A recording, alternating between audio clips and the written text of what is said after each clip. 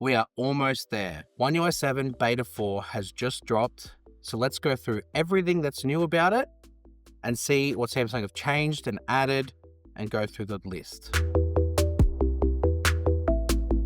Welcome back to SamMobile TV. You're here with Daniel, and we are almost at the point of reaching a conclusion with One UI 7 and its beta program. In what feels like the longest break between beta drops, and I guess we have had a full S25 launch in that time, we are getting there to the point where we're finally reaching a stable conclusion for the beta program. It's been a long time coming. So let's go through what beta 4 has and see what Samsung have added, fixed, and see how much closer we are to being stable. This is the change list that you get when you download the update.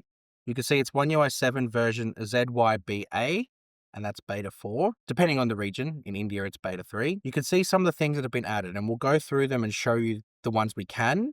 If it's a bug fix, it's very hard to actually show it. For example, they've added an AI filter in the camera, which is what was on the Galaxy S25 series. They've also added Samsung Log in the camera.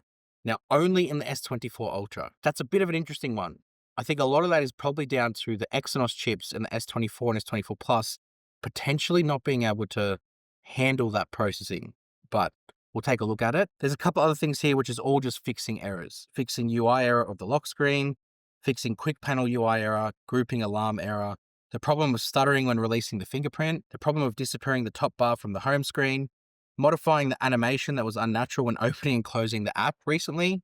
Love the language being used. There's a problem with Good Lock and Quick Start. I love that Quick Start and Good Lock become part of an update for the full changelog. That's awesome. And there's just many other improvements. There's really only a couple that we can show. The main two being to do with the camera. And there's some little tiny tweaks here and there. So let's get out of the changelog. You can see it's not a very big update. It's 1.4 gig. In the scheme of a beta update isn't massive, but it's probably most of it is the camera stuff. So let's get out of it. I did already check whether there's anything updates, and I've updated any of the apps, that Samsung apps in particular, that needed updating. So I don't need to worry about that. I've also installed Home Up to make the animations dynamic, which is always fun. Let's go straight into the big ones, Log.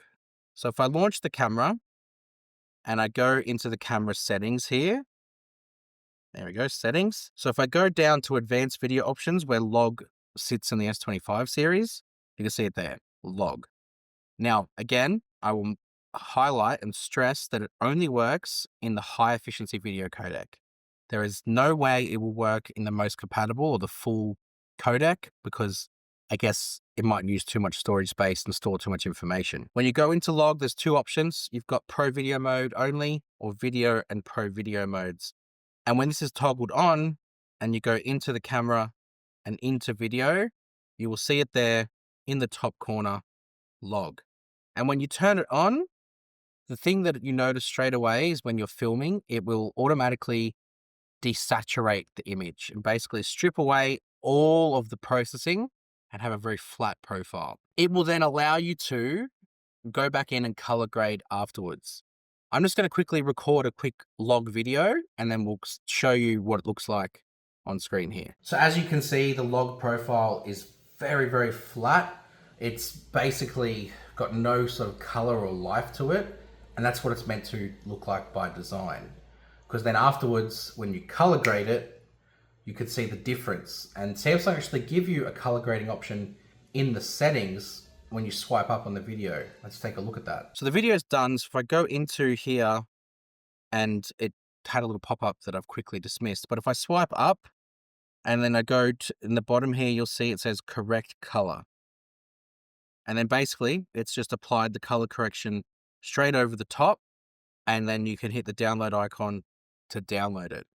What I'm really going to be curious to see, and I'll do a test of this right now, is the saving video difference between the S25 and the S24 Ultra, because I want to see if there's any processing improvements, I guess, with saving a color corrected Log video to the storage. So I'll do this and then I'll come back and we'll be saving them together. So I'm just recording the Log video now with both phones. Okay, that should be enough time. We'll hit stop on both. Okay, they're both recorded. So if we go in here swipe up to unlock the phone here, and I hit correct color.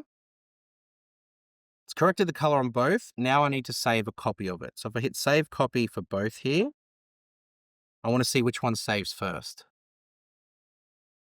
Very surprising, the S24 Ultra is smashing the S25 Ultra here.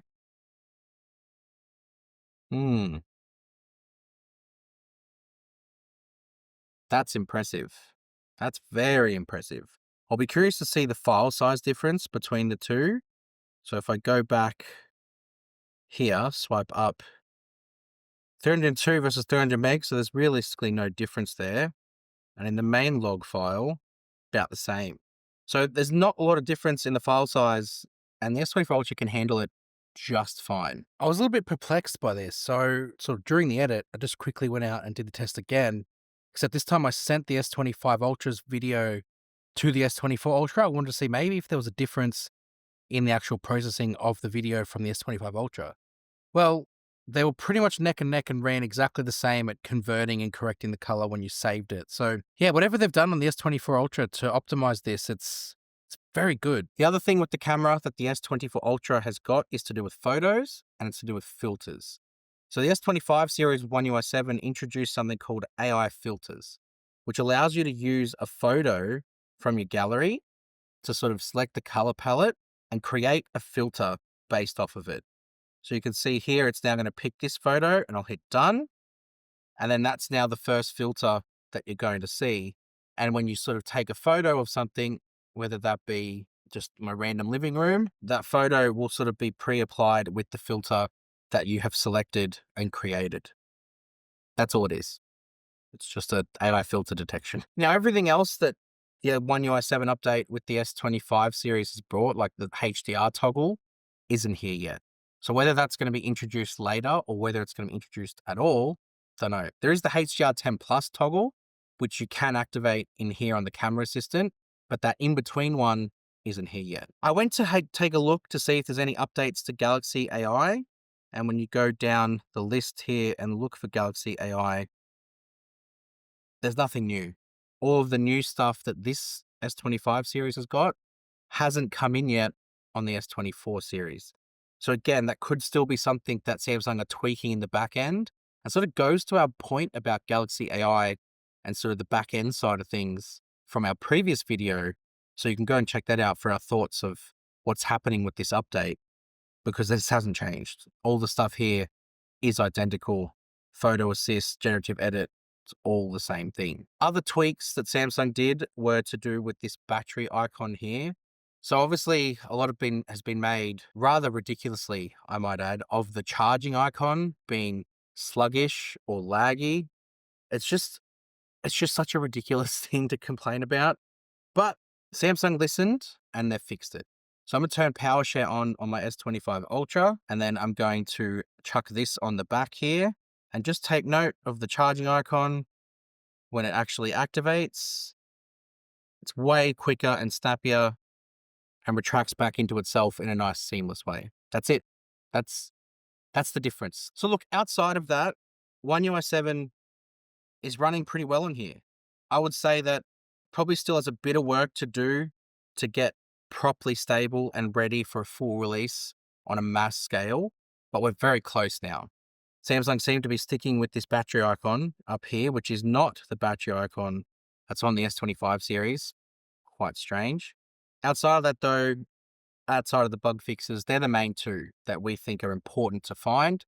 Everything else is kind of as it was before. We're close. So if you're looking forward to One UI 7 finally launching, it seems like Samsung have taken another step further in that direction. So hopefully we'll get there very soon. Hit subscribe to make sure you keep up to date with all the updates that are coming, and I'll see you guys next time. Thanks.